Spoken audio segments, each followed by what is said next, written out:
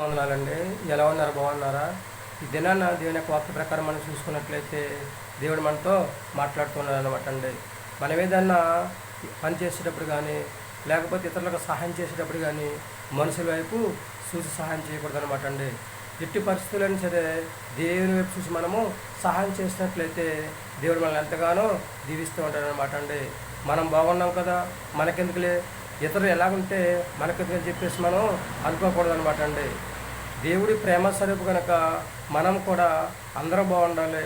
అందులో మీరు నేను మనందరం ఉండాలని చెప్పేసి ఆలోచన కలిగి ఉండాలి తప్ప మనం ఏ విధంగా మనము మన స్వార్థం కోసం కానీ చూసుకోకూడదు అనమాట అండి. ఎప్పుడైనా సరే ఇతరుల గురించి ఎవరైతే ఆలోచన చేస్తూ ఉంటారో వారికి దేవుడి కష్టకాలంలో వచ్చినప్పుడు తగిన సహాయం దేవుడు చేస్తూ ఉంటాడు అనమాట అండి. మనం చక్కగా దేవుడిచ్చిన మహాఉత్సవాన్ని బట్టి ధర్మం చేయట, ఉపకారం చేయట మర్చిపోవద్దని చెప్పేసి దేవుడు తన పరిశుద్ధ లేఖనం ద్వారా చదివిస్తూ ఉన్నాడు అనమాట అండి. ఎందుకంటే మన దేవుని పిల్లల కనుక మనం చేసే సహాయం వల్ల, మనం చేసే ఉపకారం వల్ల దేవుడి నామము మహిమపరచబడాలి తప్ప మరి ఏ విధంగా మనము ఆశపడకూడదండి. మనం చేసే సహాయము అందరూ చూడాలి, అందరి ఎదుట సహాయం చేయాలని చెప్పేసి మన ఆలోచన కలిగి ఉండకూడదు అనమాట అండి. మనం ఏ సహాయం చేసినా, ఏ పని చేసినా రహస్యంగా తెలియాలన్నమాట అండి. దేవునికి, ఆ తర్వాత మనకు తప్ప మరి ఎవరికి కూడా తెలియకుండా సహాయము చేసినట్లయితే దానికి ప్రతిఫలంగా దేవుడు మనకి ఆశీర్వాదాన్ని దయచేస్తూ ఉంటాడు అనమాట అండి. నేను చక్కగా మంజుని తుడుస్తున్నానని చెప్పేసి అందరూ చూసేలాగా మనము చూడకూడదు అనమాట అండి. మన పని మనం చేసుకుంటూ వెళ్ళిపోవాలన్నమాట అండి. ఇతరులకు చూడాలని ఆలోచన మనము కలిగి ఉండకూడదు అనమాట. ఒక వ్యక్తికి సహాయం చేసినప్పుడు 10 మంది చూడాలి, 10 మంది నన్ను మెచ్చుకోవాలి, 10 మంది నన్ను పొగడాలని చెప్పేసి మనం ఏమాత్రం కూడా అనుకోకూడదు అనమాట అండి. ఇప్పుడు కూడా దేవుడి వైపు చూసి మనము సహాయం చేయాలి. మనుషులు సహాయం చేసినప్పుడు ఆనందిస్తూ ఉంటారు, సహాయం లేనప్పుడు నిరుత్సాహపడుతూ ఉంటాడు అనమాట అండి.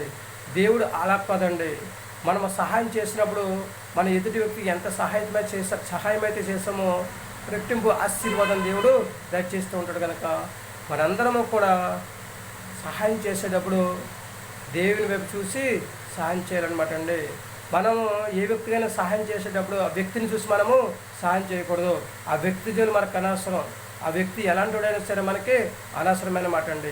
ఎవరైతే కష్టకాలంలో ఉన్నారో, దుఃఖంలో ఉన్నారో, బాధల్లో ఉన్నారో, ఇబ్బందుల్లో ఉన్నారో, లేకపోతే ఆహారం లేకుండా ఎవరైతే నిరుత్సాహపడుతూ ఉన్నారో వారందరికీ మనం సహాయం చేసినట్లయితే దేవుడు మనకు కూడా కష్టకాలం వచ్చినప్పుడు ఇతరుల చేత మనకు దేవుడు సహాయం చేసే యోగ్యతను కలగజేస్తూ ఉంటాడు అనమాట అండి. మరి మనం ఆలోచన చేసుకుంటున్నారు, యవనస్తులు స్కూల్లో ఎవరికైనా పెన్ లేదనుకోండి, మీ దగ్గర 2 పెన్నులు ఉంటే ఒక పెన్ ఆ అబ్బాయికి సహాయం చేయాలన్నమాట అండి. అలాగే దేవుడిచ్చిన మహాఉత్సవాన్ని బట్టి ఇలాగా 1 by 1 మనకున్న దాంట్లో ఎదుటి వరకు మనం సహాయం చేయగలిగితే కనుక దేవుడు మనకి సహాయం చేస్తూ ఉంటాడు అనమాట అండి. యవనస్తులందరూ కూడా ఏమైనా ఆలోచన చేసుకున్నారండి? సహాయం చేయాలని చెప్పేసి ఆలోచన కలిగి ఉన్నారా? సహాయం చేయండి, మంచిదే, మీకు దేవుడు సహాయం చేస్తూ ఉంటాడు అనమాట అండి. సహాయం చేయడానికి మన దగ్గర డబ్బులు లేవనుకోండి, లేదా ఏదని లేదనుకోండి, మన దగ్గర ఉన్నది ఏంటంటే ప్రార్థనకు మించిన ఆయుధం మరొకటి లేదనమాట అండి. విశ్వాసంతో వాళ్ళందరూ కూడా బాగోవాలని చెప్పేసి ప్రార్థన చేసినట్లయితే దేవుడు మీ ప్రార్థన ఆలకించి వాళ్ళ జీవితాన్ని బాగు చేస్తూ ఉంటాడు అనమాట. వాళ్ళ జీవితంలో ఒక ఉన్నత మనస్థితిలో ఉంచుతాడనమాట అండి. మరి యవనస్తులు, చిన్నలు, పెద్దలు మీరు ఏమైనా ఆలోచన చేసుకుంటారండి? చేస్తారా? దేవుని నామంలో ఇతరులకు సహాయం చేసి మంచి ఆరోగ్యాన్ని కలిగి ఉండి ఆయన రాజ్యవారసుగా జీవించి భూమి మీద హాయిగా జీవించాలని చెప్పేసి ఆలోచన కలిగి ఉన్నారా? లేదండి, నేను దేవుని మాట వింటానండి, దేవుడు చెప్తూ ఉన్నాడు కదండి, ఉపకారం చేయడం, ధర్మం చేయడం మానొద్దని చెప్పేసి నాకున్న దాంట్లో ఇతరులకు సహాయం చేసి దేవుని యొక్క ఆశీర్వాదాన్ని పొందుకుని నేను భూమి మీద హాయిగా జీవిస్తూ ఉంటానండి, ఆయన రాజ్య వారసుగా జీవించే యోగ్యతను సంపాదించుకునే స్థితిని కలిగి ఉంటానని చెప్పేసి ఎవరైతే అంటారో వాళ్ళ తలలో ఉంచండి. ప్రార్థన చేసుకుందాం. మహాపరిష్టాన్ని పరలోకపదండి, నీకు వందనాలు తండ్రి. పిల్లలందరూ కూడా దీవించండి, ఆశీర్వదించండి. ప్రభా, నిన్ను వల్ల నీ పొరుగువారిని ప్రేమించమన్నారు, నిన్ను వల్ల నీ పొరుగువారికి సహాయం చేయమన్నారు తండ్రి, నీకు వందనాలు. అలాగే తండ్రి స్తోత్రం. పిల్లలందరూ తండ్రి స్తోత్రం. మాకున్న దాంట్లో తండ్రి ఇతరులకు సహాయం చేసే యోగ్యతను ప్రభా దయచేయని ప్రార్థిస్తున్న ప్రభా, నీకు వందనాలు. కరువు కాటకాలు, కష్టకాలాలు తండ్రి, ఇబ్బందులకరమైన రోజులు తండ్రి ఇలాగ వచ్చినప్పుడు తండ్రి స్తోత్రం. మేము తండ్రి ఎదుటి వరకు సహాయం చేస్తే తండ్రి ప్రభా, మాకు కరువు కాటకాలు వచ్చినప్పుడు తండ్రి మీరు తండ్రి మాకు సహాయం చేస్తూ ఉంటారు ప్రభా. నీకు వందనాలు. మేము ఎవరికి సహాయం చేయకపోతే తండ్రి స్తోత్రం తండ్రి, మరి ఉపయోగం లేదు తండ్రి. నీకు వందనాలు తండ్రి. అలా ప్రతి ఒక్కరి ప్రభావ తనకున్న దాంట్లో ఇతరులకు సహాయం చేస్తాను ప్రభా. నీ ప్రేమను పొందుకుని, నీ యొక్క ఆశీర్వాదాన్ని పొందుకుని, నీ కృపను పొందుకుని ప్రభా, నీ మేలును పొందుకుని తండ్రి స్తోత్రం ప్రభా. భూమి మీద హాయిగా జీవించి యోగ్యతను ప్రభా సంపాదించుకునే స్థితి దయచేయమని ప్రార్థిస్తున్నాం ప్రభా. నీకు వందనాలు తండ్రి. మరొకసారి బిడ్డలందరినీ కూడా దీవించండి, ఆశీర్వదించండి. ఉద్యోగం చేస్తున్న వారిని, వ్యాపారం చేస్తున్న వారిని, చేతులు చేస్తున్న వారిని తండ్రి, వివాహం కోసం ఎదురు చూస్తున్న వారిని తండ్రి ప్రభా, అలాగే దాన్ని అనారోగ్యంగా బాధపడుతున్న వారిని, గర్భిణీలను దండిస్తున్నారు, బాలింతలను దండిస్తున్నారు, సంతానం బిడ్డలను దండిస్తున్నారు, చేతులు చేసుకుంటున్న వారిని దండిస్తున్నారు, వాహనాలు నడుపుతున్న వారిని దండిస్తున్నారు.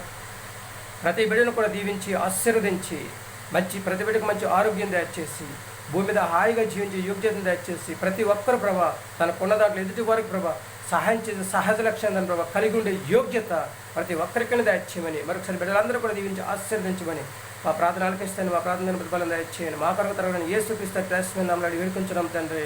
ఆమేన్. అందరికీ వందనాలండి. తిరిగి దేవుని ఆశీర్వాదం మీకు తోడుగా ఉండను గాక. దేవుడు మిమ్మల్ని దీవించి ఆశీర్వదించిన గాక. యవనస్తులు, చిన్నలు, పెద్దలు, వృద్ధులు మనకున్న దాంట్లో ఎదుటి వరకు సహాయం చేద్దాం. దేవుడిచ్చే ఆశీర్వాదాన్ని పొందుకుందాం. మన భూమి మీద హాయిగా జీవిద్దాం. దేవుని కృపను పొందుకుని హాయిగా జీవించే యోగ్యతను సంపాదించుకునే స్థితిని కలిగి ఉందామండి. ఏమంటారు? ఈ ఆలోచన మీదే. మనందరం కూడా దేవుని పిల్లలను కనుక దేవునికి తగినట్లుగా జీవిద్దాం. దేవుని మాట విందాం, ఆయన మాట ప్రకారం నడుచుకుందాం, ఇతరులకు సహాయం చేద్దాం, భూమి మీద మంచి ఆరోగ్యాన్ని కలిగి హాయిగా జీవిద్దాం అనమాట. ఏమంటారు? ఈ ఆలోచన మీదే. 100% కూడా దేవుని చెప్పింది చేయండి. దేవుని యొక్క ఆశీర్వాదాన్ని సంపాదించుకోండి, దేవుని కృపను పొందుకోండి, భూమి మీద హ్యాపీగా జీవించండి. ఏమంటారు?